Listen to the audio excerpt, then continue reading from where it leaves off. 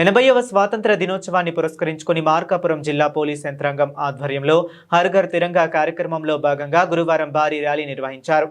మార్కాపురం జిల్లా పరిషత్ బాలుర ఉన్నత పాఠశాల నుంచి ప్రారంభమైన ర్యాలీ గడియార స్తంభం కంబం సెంటర్ మీదుగా పట్టణ పోలీస్ స్టేషన్ వరకు కొనసాగింది. ఈ ర్యాలీలో సుమారు 500 మంది విద్యార్థులతో పాటు యువత, ప్రభుత్వ అధికారులు పెద్ద సంఖ్యలో పాల్గొని విజయవంతం చేశారు. విద్యార్థులు జాతీయ జెండాలను చేతబట్టి దేశభక్తి నినాదాలతో ర్యాలీలో ఉత్సాహంగా పాల్గొన్నారు.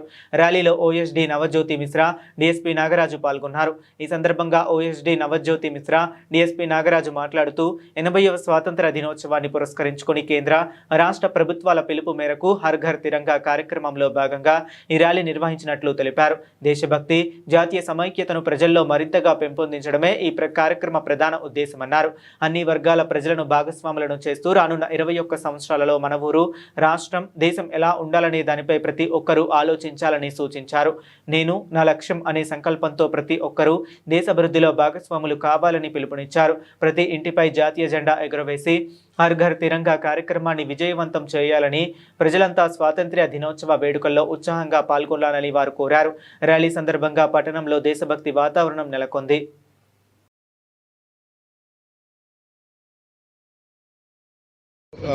డివిజన్ ప్రజలందరికీ నమస్కారం.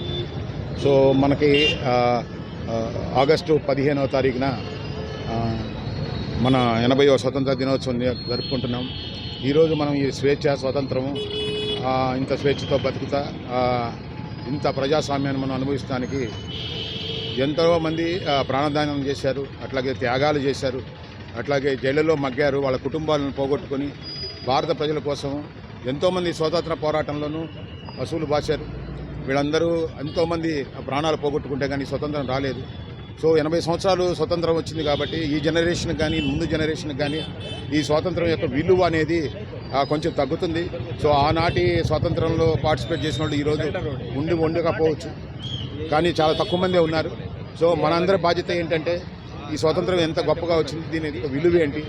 దాదాపు చాలా కాలం మనం బ్రిటిష్ పరిపాలనలోనో లేకపోతే అంతకుముందు మొఘళ్ళ పరిపాలనలోనో ఉండి మన ఈ ప్రజాస్వామ్యాన్ని సాధించుకోవడానికి బలిదానం, ఎన్నో పోరాటాలు జరిగిన తర్వాత ఇప్పుడుండే పిల్లలకు కానీ కూడా అదే స్ఫూర్తిని రగిలించడానికి, అదే స్ఫూర్తిని ఎంత కష్టపడితే భారతదేశానికి స్వతంత్రం వచ్చిందనే స్ఫూర్తిని రగిలించడానికి ఆ స్వాతంత్రం వేడుకల్ని ఒక ఉత్సవంలాగా ప్లాన్ చేశాం.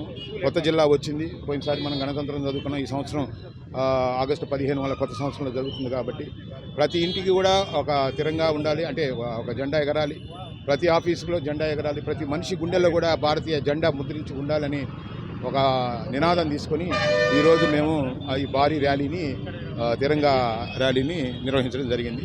సో నేను ప్రజలందరికీ కూడా విజ్ఞప్తి చేసేది ఏంటంటే, కన్న తల్లి కంటే తండ్రి కంటే కూడా మాతృభూమి గొప్పది.